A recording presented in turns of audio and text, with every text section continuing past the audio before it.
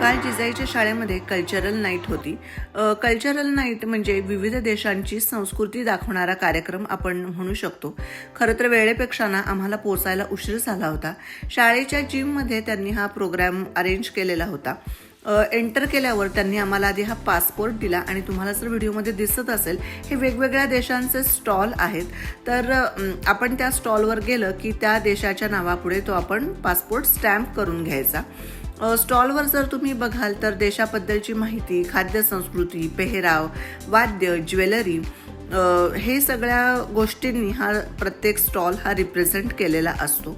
आणि शेजारीच त्या देशाची जी फूड स्पेशालिटी आहे तर टेस्ट करण्यासाठी म्हणून त्यांनी हे फूडसुद्धा शेजारीच ठेवलं होतं. त्यामुळे प्रत्येक स्टॉलवर भरपूर गर्दी होती. त्यामुळे मला ना नीट रेकॉर्डिंग नाही करता आलं, पण जेवढ्या क्लिप्स मला घेता आल्या तेवढ्या म्हटलं तुमच्यासोबत शेअर करावं.